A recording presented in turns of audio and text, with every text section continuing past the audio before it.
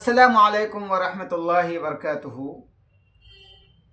ये देखें, इंशाअल्लाह हम लोग हदीस नबवी, हदीस रसूल सल्लल्लाहु अलैहि वसल्लम को सुनेंगे और सुनाएंगे।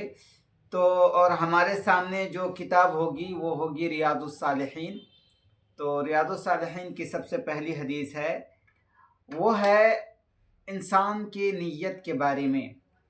और ये हदीस से पता चलता है कि नीयत की बहुत ज़्यादा उसका एक महत्व है।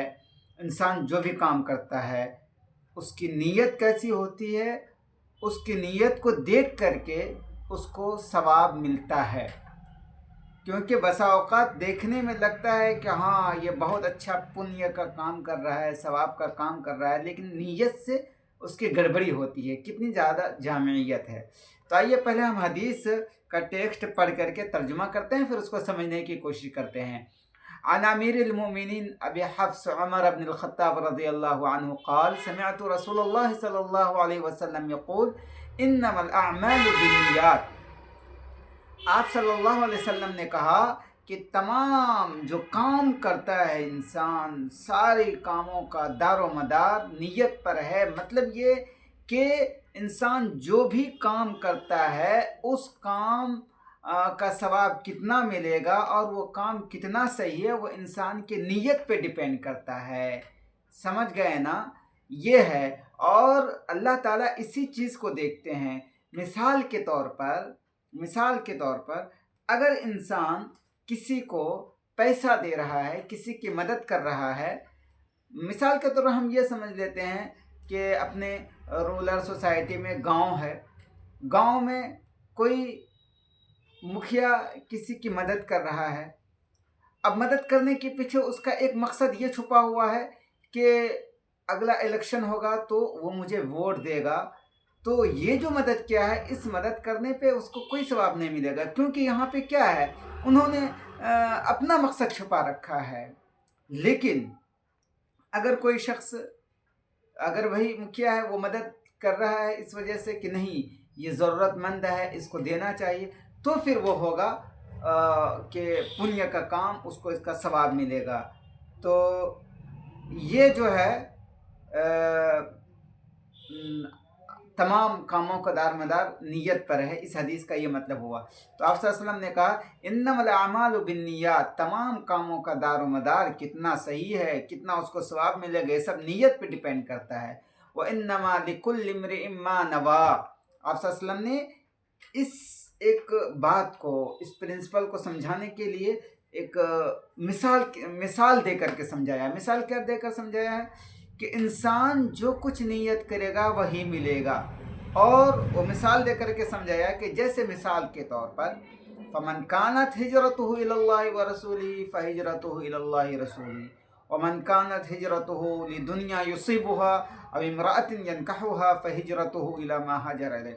अब देखें, इस एक सीधा सा प्रिंसिपल है। आप सल्लल्लाहु अलैहि वसल्लम ने एक बात बता दी जिसको कहते हैं एक रूल, कि ऐसा है। इसको समझाने के लिए आप सल्लल्लाहु अलैहि वसल्लम ने उस ज़माने के हिसाब से लोगों को समझाने की कोशिश की कि उस ज़माने में क्या था, लोग जो है हिजरत करके दूसरी जगह जाते थे ताकि उसका दीन ईमान महफूज हो। तो अब उसी कॉन्टेक्स्ट में आप सल्लल्लाहु अलैहि वसल्लम ने समझाया कि जैसे देखिए कोई हिजरत कर रहा है। हिजरत किसको बोलते हैं? हिजरत बोलते हैं इसको कि इंसान अपने दीन ईमान को बचाने के लिए एक जगह से दूसरी जगह चले जाए ताकि उसका ख़तरे में ना पड़े। और मिसाल के तौर पर एक जगह बहुत बुराई फैली हुई है और वहाँ फितना फैला हुआ है और उनको ख़तरा है कि हम इस गुनाह में पड़ जाएंगे, तो वहाँ से निकल कर के दूसरी जगह जाता है, तो इसी को बोलते हैं हिजरत।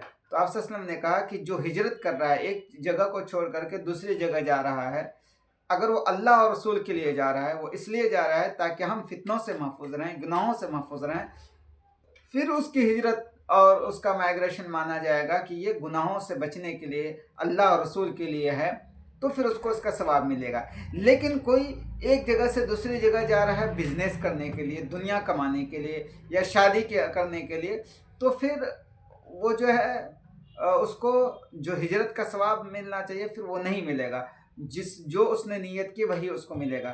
تو اس حدیث کو اگر ہم سامنے رکھیں تو ہماری سوسائٹی کے ایک بہت سارے مشکلات حل ہو جائیں گے، کہ جو ہیپوکریسی پائی جاتی ہے، جو ایک منافقت پائی جاتی ہے، کہ اور جو ظاہر میں دکھاوا ہوتا ہے، ہم سوسائٹی کو، انسانوں کو سمجھنے کے لیے ہم سمجھ سکتے ہیں کہ جو ظاہر میں دکھاوا ہوتا ہے اس کے کچھ وہ نہیں ہے، بلکہ انسان کتنا اپنے دل سے دے رہا ہے، اور اس کے اندرون خانہ دل میں، اس کے دل میں کیا ہے، وہ کس نیت سے دے رہا ہے، اس پہ ڈیپینڈ کرتا ہے۔